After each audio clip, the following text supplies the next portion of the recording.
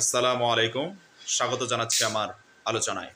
প্রিয় দর্শক বন্ধুরা, এতক্ষণ পর্যন্ত আপনারা যে ছবিগুলো দেখলেন, এই মানুষগুলোকে নিয়েই গতকাল রাতে বাংলাদেশ সরকারের অন্তর্বর্তীকালীন সরকার গঠন করা হয়েছে এবং ডক্টর ইউনূসকে প্রধান উপদেষ্টা করে বাকিদের নিয়ে সরকারটি গঠিত হয়েছে। এই সরকারটি এমন এক সময় গঠন করা হয়েছে যখন বাংলাদেশের অর্থনীতি চরম দুর্দশায় রয়েছে। হাজারো তরুণের রক্তের বিনিময়ে, হাজারো মায়ের কোল খালি করে রাজপথ রক্তে রঞ্জিত করে এক নায়কতন্ত্রের বিশাল গণ আন্দোলনের মাধ্যমে যে এক নায়কতন্ত্রের বিদায় ঘটেছে, সেই বিদায়ের মাধ্যমে এই সরকারটি গঠিত হয়েছে। সঙ্গত কারণেই এই সরকারের প্রতি এদেশের তরুণ সমাজ থেকে শুরু করে প্রত্যেকটি মানুষের চাহিদা বা আশার বিষয়টা অনেক বড়। আমরা বিশ্বাস করি যে সরকারটি গতকাল গঠিত হয়েছে, সেই সরকার বাংলাদেশের প্রতিটি মানুষের আস্থার প্রতীক হয়ে দাঁড়াবে এবং মানুষের বিশ্বাস রক্ষা করতে যথাযথ সমর্থ হবে। প্রিয় দর্শক বন্ধুগণ, আজকের মূল বিষয়টায় ফিরে আসি। যে উপদেষ্টা মণ্ডলীদের নিয়ে তত্ত্বাবধায়ক সরকারটি বা অন্তর্বর্তীকালীন সরকারটি গঠিত হয়েছে, তাদের বিষয়ে কিছু কথা, কিছু মতামত আপনাদের সাথে আজকের আলোচনায় আমি শেয়ার করব।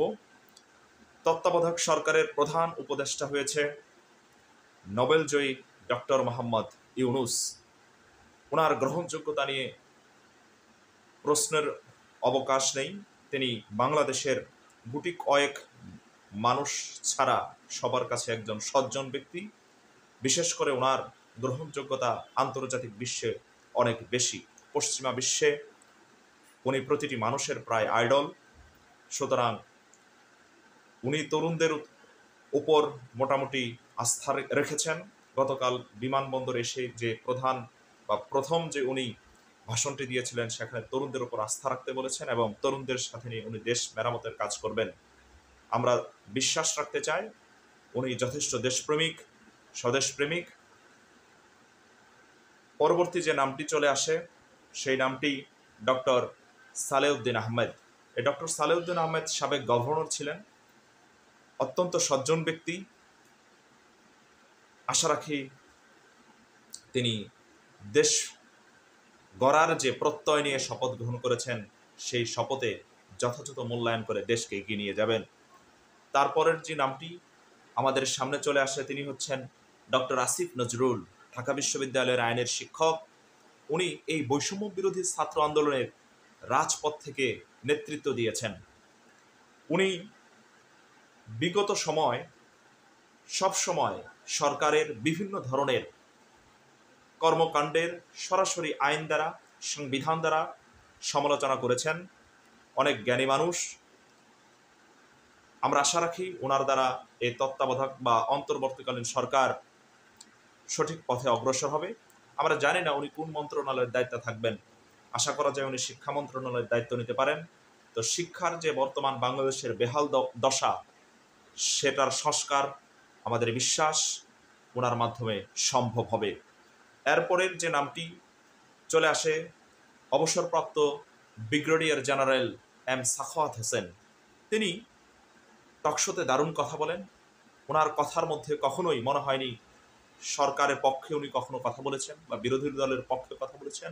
উনি সবসময় ন্যায়সঙ্গত কথা বলেন। টকশোর পাশাপাশি বিভিন্ন দৈনিক সংবাদপত্রে ওনার কলাম প্রকাশিত হয়। বিভিন্ন সংবাদ সেমিনারে ওনাকে নিয়মিত দেখা যায়। উনি নিয়মিত দেশের বিভিন্ন ধরনের সমস্যাগুলো নিয়ে জনসমক্ষে আসেন এবং পররাষ্ট্র বিষয়ে, ভূরাজনীতি বিষয়ে ওনার জ্ঞানের যে পরিধি, সেটা সত্যি অনেক বিশাল। সুতরাং ওনার দ্বারা অবশ্যই তত্ত্বাবধায়ক সরকারটি উপকৃত হবে এবং ওনার মতামত, আদর্শ অবশ্যই তরুণ সমাজকে অনুপ্রাণিত করবে। আমরা যদি উনি কোন পক্ষের লোক এটা যদি বুঝতে চাই, তাহলে আমরা মনে করি উনি হচ্ছেন দেশপ্রেমের লক্ষ্যের একজন লোক। তারপরের নামটি যদি আমরা লক্ষ্য করি, আদিলুর রহমান খান, মানবাধিকার সংগঠনের নির্বাহী প্রধান। তিনি 2007 থেকে 2013 সাল পর্যন্ত মানবাধিকার কর্মীর মানবাধিকার সংস্থার নির্বাহী প্রধান হিসেবে দায়িত্ব পালন করেছেন। সুতরাং এই অন্তর্বর্তীকালীন সরকারে আমরা যে বিষয়গুলো লক্ষ্য করি সেটা হচ্ছে বিভিন্ন সমাজের বিভিন্ন স্তরের সবচেয়ে প্রাজ্ঞ, বিজ্ঞ এবং পরিচ্ছন্ন ব্যক্তিদের নেওয়া হয়েছে। এটা সত্যি একটি গ্রহণযোগ্যতার বিচারে অনেক উপরে এই অন্তর্বর্তীকালীন সরকারের উপদেষ্টা মণ্ডলীদের। তারপরে রয়েছেন সৈয়দা রিজওয়ানা হাসান, সুপ্রিম কোর্টের আইনজীবী এবং উনিও একজন পরিবেশ কর্মী। সাবেক সচিব তৌহিদ হোসেন, তিনি বিএনপি সরকারের সময় সচিবালয়ের দায়িত্ব পালন করেন এবং 2011-এর সময় যে তত্ত্বাবধায়ক সরকারটি গঠিত হয়েছিল সেখানে তিনি উপদেষ্টার দায়িত্ব পালন করেন। সুতরাং ওনাকে যেহেতু আবার নতুনভাবে উপদেষ্টার দায়িত্ব দেওয়া হয়েছে, তার ওপর আস্থা রয়েছে বিধায় ওনার নামটি প্রস্তাব করা হয়েছে। যেহেতু ওনার একবার তত্ত্বাবধায়ক সরকারের দায়িত্ব পালনের অভিজ্ঞতা রয়েছে, ওনার অধীনে যে নির্বাচনটি হয়েছিল, ওনাদের অধীনে যে নির্বাচনটি হয়েছিল 2008 সালে, সেটার প্রশ্নবিদ্ধ নয় এমন একটি নির্বাচন। বাংলাদেশের কয়েকটি নির্বাচনকে যদি আমরা সুষ্ঠু নির্বাচন মনে করে থাকি তাহলে 2008 সালের নির্বাচনটি একটি সুষ্ঠু নির্বাচন। উনি যথেষ্ট দেশপ্রেমিক একজন মানুষ, স্বল্পভাষী।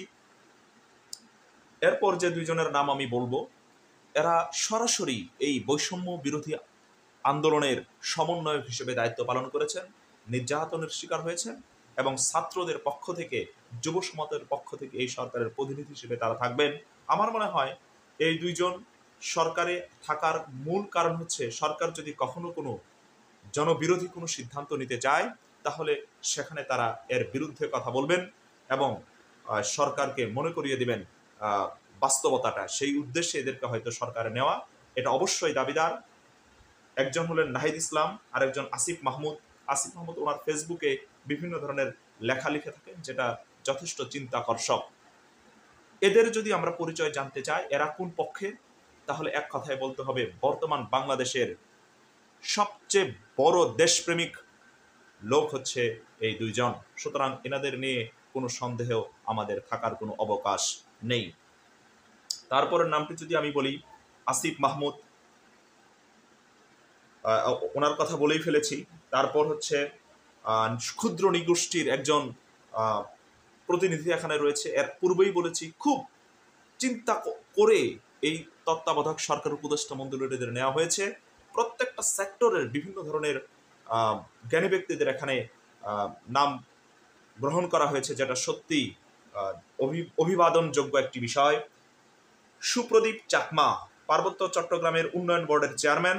যদিও তিনি এর দায়িত্ব পান 2023 সালের 24শে জুলাই আওয়ামী লীগ সরকারের আমলে, তারপরও ওনার কর্মকাণ্ডে কখনোই দেশের বিরুদ্ধে কখনো কর্মকাণ্ডে তিনি লিপ্ত হননি। তিনি এছাড়াও ভিয়েতনাম ও মরক্কোয় রাষ্ট্রদূতের দায়িত্বে ছিলেন, তার উপরও আস্থা রাখা হয়েছে। শুধু চট্টগ্রামেই এই ক্ষুদ্র নৃগোষ্ঠী নয়, সারা বাংলাদেশের বিভিন্ন জায়গায় এই ক্ষুদ্র নৃগোষ্ঠী রয়েছে। সুতরাং তাদের কথা মাথায় রেখেই ওনার মতো একজন সজ্জন ব্যক্তিকে এই উপদেষ্টা মণ্ডলীর সদস্য করা হয়েছে।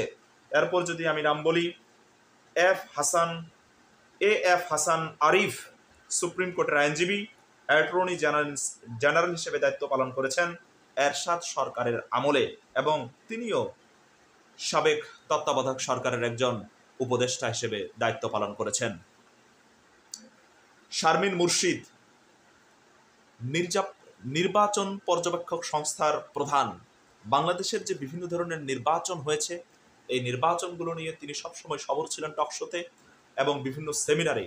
সবসময় তিনি একটি সুষ্ঠু, সুন্দর, গ্রহণযোগ্য নির্বাচনের পক্ষে কথা বলেছেন। যেহেতু তত্ত্বাবধায়ক সরকারের বা অন্তর্বর্তীকালীন সরকারের একটা প্রধান কাজ হলো নির্বাচন ব্যবস্থার, গণতন্ত্রের পূর্ণ প্রতিষ্ঠা করা, একটি নিরপেক্ষ নির্বাচনের মাধ্যমে, গ্রহণযোগ্য নির্বাচনের মাধ্যমে রাজনৈতিক দলের হাতে ক্ষমতা হস্তান্তর করা এই অন্তর্বর্তীকালীন সরকারের একটি প্রধান কাজ। সেই ক্ষেত্রে নির্বাচন সংক্রান্ত কিভাবে নির্বাচন সুষ্ঠু করা যাবে সেই চিন্তা থেকেই হয়তো এই শারমিন মুর্শিদিকে অন্তর্ভুক্ত করা হয়েছে। এরপর ফরিদা আক্তার, উন্নয়ন ও মানবাধিকার কর্মী এবং নারীদের সপক্ষে তিনি সবসময় কথা বলেন। ওনার আরেকটি পরিচয় হচ্ছে, যে পরিচয়টি দিলেই বুঝতে পারবেন উনি কোন পক্ষের লোক, সেটা হচ্ছে উনি ফরহাদ মজহারের স্ত্রী। আমরা সবাই ফরহাদ মজহারকে চিনি। উনি একজন বাংলাদেশের বিশিষ্ট লেখক, কলামিস্ট এবং সবার কাছে গ্রহণযোগ্য একজন সজ্জন ব্যক্তি। তারপর আমরা যদি আসি আরেকজন উপদেষ্টা মণ্ডলী ফারুকি আজম, ওনার বিষয়ে খুব বেশি জানা সম্ভব হয়নি।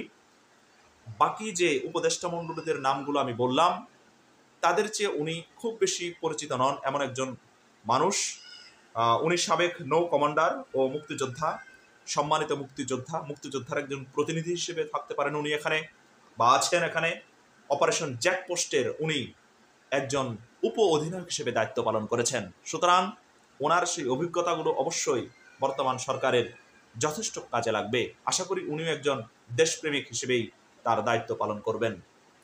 তারপর আফম খালিদ হোসেন, সবচেয়ে গুরুত্বপূর্ণ একটি নাম, যিনি হেফাজতে ইসলামের নায়েবে আমির ছিলেন। এর আগে কোনো তত্ত্বাবধায়ক বা অন্তর্বর্তীকালীন সরকারে আলমদের পক্ষে থেকে কেউ অংশগ্রহণ করে নাই। এইবার প্রথমবারের মতো আলমদের পক্ষ থেকে একজন অংশগ্রহণ করেছেন। যদিও প্রথমে আমাদের সবার পরিচিত শায়খ আহমদুল্লাহ হুজুরকে এই দায়িত্ব দেওয়ার জন্য ওনাকে আহ্বান করা হয়েছিল, ওনাকে সুপারিশ করা হয়েছিল, ওনার কাছে প্রস্তাব গিয়েছিল, কিন্তু উনি যথেষ্ট সুচিন্তিতভাবে এবং পরিকল্পনা মাফিক এবং বলতে গেলে অত্যন্ত উদার মনের পরিচয় দিয়ে তিনি সেই প্রস্তাবকে সম্মতি না দিয়ে উনি এই খালিদ হোসেনের নাম প্রস্তাব করেন। ওনার এই তত্ত্বাবধায়ক সরকারে না আসার পিছনে যে কারণটি থাকতে পারে, উনি ইসলামের প্রসারে কাজ করে যাচ্ছেন এবং সবার কাছে একজন গ্রহণযোগ্য ব্যক্তি। যেহেতু এই তত্ত্বাবধায়ক সরকারের পরেও তার ইসলাম প্রচারে মনোযোগী হতে হবে, সেই ক্ষেত্রে উনি এমন কোনো কাজে জড়িত হতে চাননি যেন ওনার কর্মকাণ্ডে কখনো প্রশ্নের সম্মুখীন হতে হয়। সর্বোপরি বলতে পারি, এই তত্ত্বাবধায়ক সরকারের কাছে বাংলাদেশের মানুষের একটি বিশাল চাহিদা রয়েছে। রাষ্ট্র সংস্কার, অর্থনীতির পুনরুদ্ধার, গণতন্ত্রের পুনরুদ্ধার, কথা বলার স্বাধীনতার অধিকার, শিক্ষা ব্যবস্থায় সংস্কার, বিচার বিভাগের সংস্কার, প্রত্যেকটি সেক্টরে গত 16 বছরে যে রাষ্ট্রের ধ্বংস লীলা চলেছে, সেই সবগুলো উদ্ধার করে একটি সুন্দর নির্বাচনের পরিবেশ সৃষ্টি করে গ্রহণযোগ্য নির্বাচনের মাধ্যমে রাজনৈতিক দলের হাতে ক্ষমতা হস্তান্তর করা। সেই ক্ষেত্রে এমন লোকদের এখানে নেওয়া হয়েছে যাদের বিষয়ে আসলে খুব বেশি প্রশ্ন করার কিছু নেই। তারা তাদের কর্মস্থলে কর্মকাণ্ডের মাধ্যমে সবার কাছে গ্রহণযোগ্যতার প্রমাণ করেই এখানে এসেছেন।